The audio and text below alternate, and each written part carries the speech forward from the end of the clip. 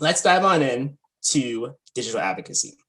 So we're going to talk a little about digital advocacy, and then we're going to talk about influencer marketing, because that's one of the biggest things that's kind of happening right now, like globally, digitally. And then we're going to dive into creating a social media strategy plan, just in case you all want to kind of, actually plan to make your posts and plan on what you're doing. So first question is, what is digital marketing? And digital marketing is relatively pretty simple. It refers to advertising delivered through digital channels. So anything that is advertising pretty much done digitally. So through websites, social media, email, mobile apps, things like that. A lot of brands and a lot of companies actually use digital marketing to reach out to people. And it's a really great tool, right? All of us have our phones in our hands. All of you are either calling in from a computer or a cell phone or a tablet. So digital marketing is something that all of you could possibly, be a part of. It is at the core of everything in marketing that is basically happening today, right? So if you think about marketing, digital marketing is the first thing that you're thinking about.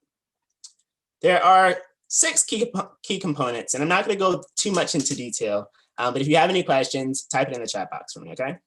So the first key component is paid search. And paid search is basically when you're on the website, or when you're on Facebook, or where you're just like on a regular website and you see an ad pop up, that is a paid search. Basically what that company is doing is that they're paying to have their ad. So every time someone clicks on that ad or that picture, they get money from it. So that's the first thing. The next thing is search engine optimization, or SEO, which is also pretty simple. Basically, that means that you are paying Google, you're paying Bing. So when somebody searches your company, your link or your computer website is the first thing to pop up when they actually search it. Then you have content marketing, which is also pretty simple.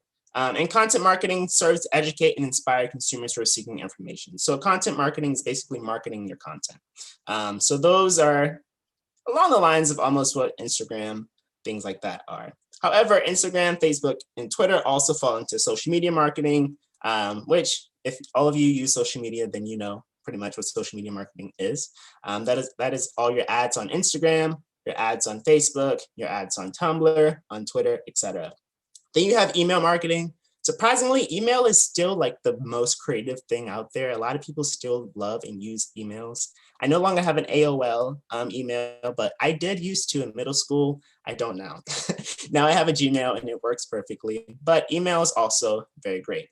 And then after that, you have mobile marketing. So mobile marketing is like when you get a text message and it has a link, and the link is like, hey, join us at this thing here, this event.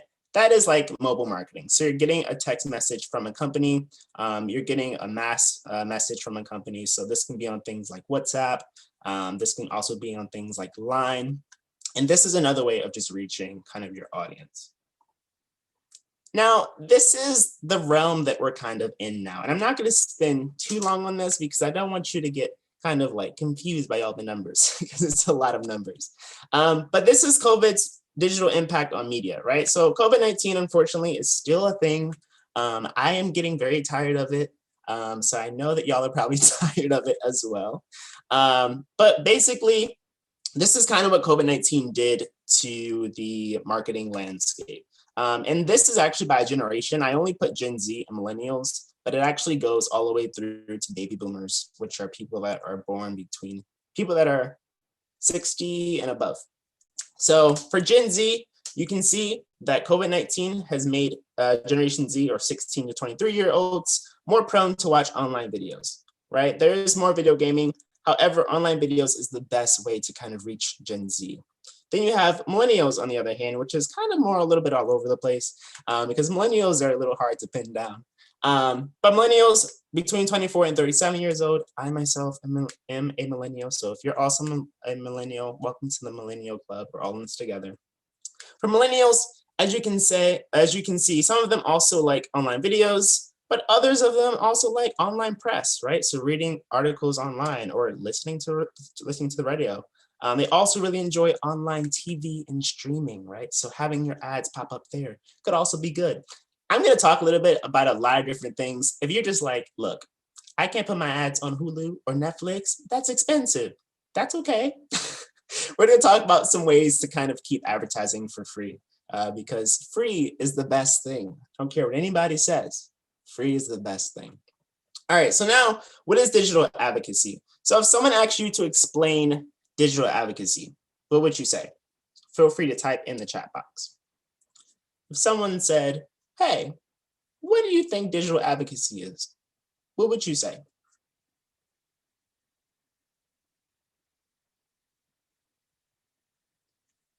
And I'll give you about 30 seconds to a minute, because time is very valuable. All right, cool. That's fine. Raising awareness to digital platforms. That is a perfect answer. And I love that answer. Awareness regarding digital media. Yes, using various technology for awareness creation. Ooh, I like that too. So digital advocacy is the use of digital technology to contact, inform, and mobilize a group of concerned people around an issue or a cause, right? All of us have an issue or a cause that we kind of want to talk more about. So that is digital advocacy is really working with a group of people around an issue or a cause. Why use it? Because there are tons of advantages, right? It's not hard to set up. It's free. So most social media sites are free. There is a wide reach.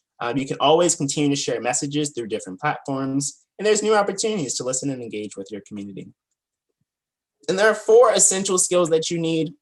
So focus, grab attention, engage, so make people connect with your goal, and then take action, right? Empower others. And we're going to talk a lot about empowering today because that's one of the biggest ways to influence somebody. All right, so this is another graph, the future of social activism. This is kind of all of the information that we can see through young adults. This graph, this data is actually a little old. It's from 2012. So if you're just like, wow, this data seems so interesting, it's definitely changed. But that's okay, because I couldn't find any new data. But you can definitely peruse this at your own leisure. You can kind of see where social activists are, kind of the big issues that they care about or what they were caring about at the time, and things like that. All right, now let's talk a little bit about influencer marketing, because that is why all of you are here. All of you want to influence people. And influencing marketing is really like easy. And I say it because I'm pretty sure all of you have seen it at some point in your life. Basically, everybody that's a content creator is an influencer marketing. And it's a very smart way to actually influence and inspire other people. So what is it? It refers to the practice of encouraging individuals with strong social media reach over your target audience to post positive content relating to your brand. Basically, it means this. You get somebody, you hire somebody who has a lot of friends or a lot of people that they're popular with, and you say, hey, can you promote my brand to this group of people? That is basically the core of it. However, you don't actually need to do all of this if you do want to practice influencer marketing. So basically, why does it work? A lot of people actually are getting really tired of like the brand or like the perfect brand advertising. So a lot of people just want real stories. They want to see real people through Instagram, through Facebook, through YouTube, through video. They just want to see real people. So this is the 3 reasons why it works actually. Also, social media is a lot more democratic now. So a lot of people actually have a voice, so they can actually speak their opinions a lot more. And there's a lot more diversity, right? There's a lot more diversity on social media and on the web, World Wide Web, www. There's more diversity. So there's tons of just things out there that people are interested in. All right, so as you can see, there's tons of value to influencer marketing. 70% of consumers actually trust influencers over celebrities. So that's why it's a really, really good tool to use. 60% of teens prefer the advice of influencers, not celebrities, which is very interesting as well. Yeah, and 40% of consumers actually made a purchase after seeing their influencer or the person that they follow actually post about the thing. So that made them want to make the purchase, right? So we all have influencers that we follow, maybe. I definitely am not a fan of Kim Kardashian, but if I was, she's an influencer. You can actually like look toward her social media to see how she actually uses it a lot. Now, there are 6 key elements to influencing anybody, and this is something that you can really just use with all life. It doesn't just have to be throughout social media. But the first is aspiration. Basically, Effective marketing has always been about identifying and fulfilling different aspirations, right? People strive to improve themselves in their station in life. That's just a human basic thing, right? We all want to be better. We all want to improve our outlook at life. With worldwide things like Instagram, we have expectations that are based on who we desire to be like, right? So through interests, through lifestyles, through other various forms of success, we follow people on Instagram or Twitter, or we have, mostly just Instagram and Twitter, who we want to kind of be like. Cool. Then we have empowerment, right? And I see your question. Can you type it in the chat box for me? And I will totally get back to it.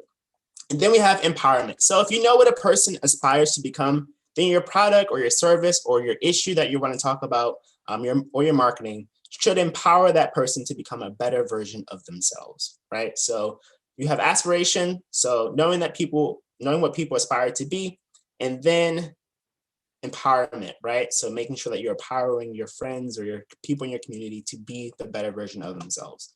And then you have unity, right? So people now trust people like themselves more than representatives of traditional power centers, or i.e. celebrities, and as much as academic or technical experts, right? So I will trust a group of people that look like me and live like me more than I would trust celebrities who are on the other side of the world, right? And that's just a human nature. A lot of people just trust people who are like them, who speak the same language, who are from the same culture, who eat the same foods. If you have a brand or if you are like that, then it's easier for you to reach people that are like that or like you. And then we have experience, right? So when you follow an influencer, you keep tabs on his or her life. So you should be using your social media platforms in such a way that your audience can relate to it and share what you post as though you're a family looking through a photo album, right? Invite people into your life. That's the greatest thing about influencer marketing. Then you have relationship. And relationship is just fostering a relatable human brand, right? Relatable connection with other humans. It's keeping tabs on some of your friends on social media, not all of them, but some of them. And then connection. So the value of relationships tend to grow over time. That's the greatest thing about relationships. When you've been friends with someone for like 10 years, it's the best sort of thing, it's the best relationship. When you've only been friends with someone for like 2 months, you're just like, okay, hold on. I don't know if I can trust you yet, but like you can hang out with me, So making sure you have that connection is also really great. All right, and this is a really great quote. So show me what a person admires and I'll tell you everything about them that matters. And then you'll know how to connect with them, right? So really, if you are hitting those aspirations for someone, or if you're finding out what they admire or what they're kind of looking for in life, then you can really connect more with them. Cool. So here's more data for you to check out. We're gonna breeze right on through it because I want to make sure that I'm covering pretty much most of the things that you will need. All right, so next we have creating your social media strategy. So a social media strategy and a social media marketing plan have a lot of crossovers. Think of it like this. A strategy is where you're headed. A plan is how you're gonna get there. It's a roadmap, basically. I will actually not go over the social media marketing plan during this presentation because I wanna make sure that I kind of cover the marketing strategy. But you will have it all in the slides, so don't worry, you will have it. And there are 5 questions that you want to answer when you're making your social media strategy. It's why do you want to be on social media? Who is your target audience? What are you going to share? Where are you going to share it? And then when are you going to share it, right? So those are your top 5 questions. I actually made a social media marketing strategy template. So if you're just like, hey, I want to try this out, it is linked on the slides and you can fill it in all that you want. Please just make sure that you make a copy. Don't edit my original document, or I will be very, very sad. But that's okay. All right, so we're gonna keep it moving. So why does your business want to be on social media, or why do you want to be on social media? The first question is the why, right? So this relates to your social media goals. Next question, who is your target audience, right? So who are you trying to reach? Basically, understanding your target audience will help you more easily answer the questions on what, where, and when you're going to share, right? So if you understand who you're talking to, it makes everything so much easier. Then we have building your marketing personas. This is something that you can do to help you kind of understand your targeting audience. You just have to answer all these questions in blue, which I'm not going to go over all of them. Again, This will all be on the slides for you to have.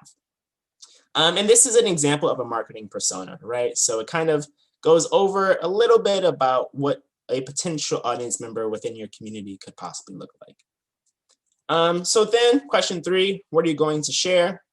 Think theme, don't think content, right? So don't think videos or images, think about the theme that you're going to share, because having stronger themes are better than just sharing, I'm going to share this video, or I'm going to share this content, right? You want to share themes, and themes tend to connect. So it's okay to have lots of themes, or it's okay to not have a lot of themes. So here are some examples that I took from our project All for All partners. So Blue Youth, right? Blue Future, a youth-focused connection brand. So that's the brand. It shares photos about their youth trainers and photos of upcoming social justice events on their Instagram profile. Right, so their themes would be photos of social justice and photos of youth doing the work.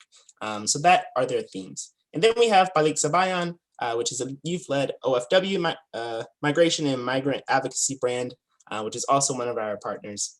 And they share migration terminologies and historical facts on their Instagram profile, right? So that's kind of their themes, or some of their themes that they have on their profile. Those are just some examples, only 2. Then where are you going to share it? So the next step is determine where you're going to share your content, right? So in other words, which social media platforms fit best for your brand or for you? You don't have to have all the social media platforms. Please know that, right? You don't need like 6 social media platforms. But it's always good to have a few. And then kind of think about, what is your brand's X factor, right? So are you good at photos, videos, or writing, right? Which one are you actually good at? And then also you can kind of like have a profile on the big 4, so Instagram, Twitter, Facebook, and LinkedIn. These usually tend to pop up the most when someone Googles your brand or someone Googles you. And then here are some statistics that you can look over. Yes, I will send you the slides, so you will have time to review it on your own time.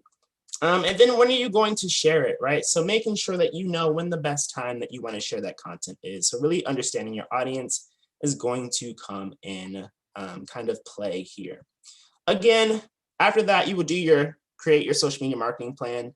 I will give you all the tips and all of the kind of information to help you create your own social media marketing plan, but it will be in the slides. We're not going to go over that because we have about 5 minutes left, which is great because it leads me to my last thing, right? So closing tips or Q&A, you can ask any questions that you have.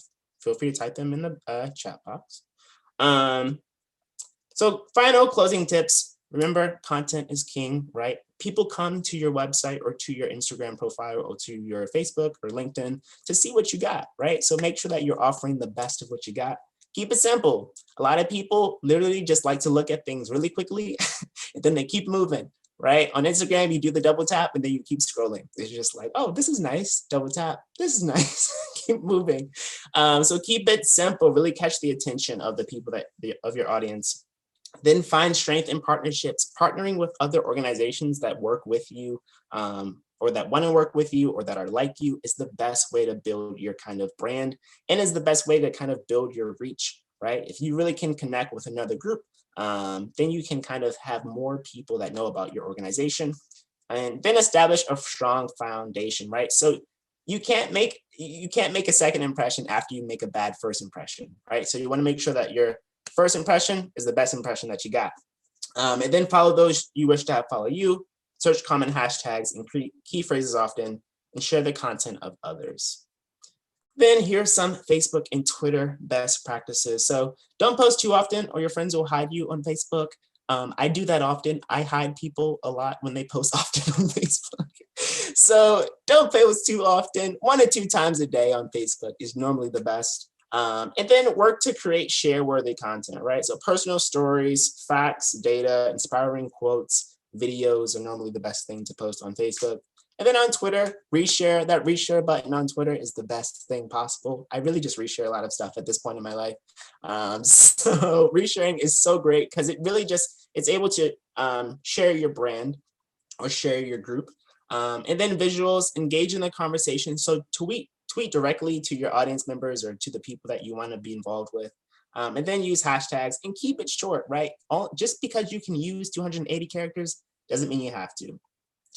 And then Instagram best practices. So post consistently, again, 1 to 2 times a day is normally the best time. It's really hard for me to tell you like a time. So it's hard for me to say you can post between 1 p.m. and 2 p.m. because all of us have different time zones. So it's really difficult for me to say that. However, at the same time, I can kind of give you like a suggestion, but it's going to be in my time zone. So you'll have to convert it to your time zone. Have a visually consistent feed. So Instagram is all about visuals, right? If you have great visuals, then a lot of people will follow you. If you have bad visuals, then you got a problem. So you want to make sure that you have visually consistent feed. Choose the right hashtags, right? Statistics say that 3 to 7 hashtags are the best hashtag, the best amount to use, but no more than 11. But Instagram tricks you because they say you can use up to 30. Create a branded hashtag. So create a hashtag that fits your brand specifically. So hashtag Project All for All. That is directly for Project All for All, but that gets people talking about the brand. And then embrace Instagram filters, right? So Instagram has those filters where like you can search them and then you like can apply it to your face and your stories. Embrace them. A lot of people actually really use them. So if you create your own filter that becomes really popular, a lot more people will get to know you. And then host an Instagram contest. Giveaways are the best. And then use emojis effectively. So at the top here, you can see the emojis that are used often. And then here's some further resources that you can have when you look at the slides. And this is my contact information. Now I'm going to try to answer some of these questions because I see them and I have a minute. So here we go. What is your best social media recommendation for social media marketing? The best social media recommendation, it depends on your brand, right? It depends on what you kind of want to do, what you want to kind of share, what you want to be a part of. If you're talking about social advocacy, then maybe Instagram or Twitter will be your best forms because you can quickly share information and quickly reshare. If you're talking about, starting a clothing sort of brand, then maybe Instagram and Facebook will be your best because then you can have a link to take you to your clothing website or things like that. All right, what are some of the things you can do to make your marketing more unique? That's a great question. So kind of some of those final tips. So what those final tips were saying. So keep it simple. Use visually appealing kind of photos or videos, things like that. If you have like a particular like color that you like to use on your social media posts, that's helpful as well. And then use like key phrases, right? Stick away from buzzwords, but use key phrases that will kind of catch people's attention. And then, what do you think about rich brain strategy? Waking up in midnights to connect and market to people on the other side of the world. Yeah, I don't know. I like to sleep. I can't wake up in the middle of the night to connect to people, but like also at the same time, it is really helpful. If you know that you live in a time zone where like all the people in your community are asleep, but like everybody else on the other side of the world is still awake, then maybe waking up and like kind of reframing certain things can be really useful. Best way to use social media for community awareness for a small community. This is a really good question. I was actually thinking about this last night. And it's really, really difficult, right? Because we all have this COVID thing, so we can't really get out. But also at the same time, every country has different sort of telecommunication structures or infrastructures. So when I was in the Philippines before I left, when COVID hit, the social media, not social media, but like the telecommunication infrastructure of like Wi-Fi and data, it wasn't the best. It's getting better now because of COVID and because of the push for more like online learning. But if you live in a community where like social media or like Wi-Fi is really hard to come by, then like you probably don't want to use that as your marketing because a lot of people won't really have those things. So if you are in a small community, you want to use social media, I would say possibly stick to things like Facebook. Facebook is like a big global engine. A lot of people use Facebook. Facebook messengers are really popular to like communicate with people, especially if you don't have like cell phone data. So Facebook Messenger can be really helpful. So Facebook. And then for student making advanced project, what are the tips and tricks on how we can use quantitative metrics on social media to sell? Ooh, this is a good question. This is a really good question. How you can use it. The best way to use it is to kind of post. If you have like an Instagram business profile, you can actually look at the insights of how your posts are doing. If you post a post and you see that your post did really well, or one type of post did really well and another type of post did not so great, try to format your post to the post that actually did really great. So the ones that always did great are the ones that you want to keep, the format that you want to keep. But it's always okay to test out new things, right? Keep testing out new posts, keep testing out new content. And if it works, it works. If it doesn't, then you have that one format that works really well. That's really helpful. So that's the kind of the best way to use those quantitative metrics, because people will always tell you what they like the best. Once they tell you what they like, then you know how to use that format to really promote your event or promote your project. All right, if anybody doesn't have any more questions, I am all done.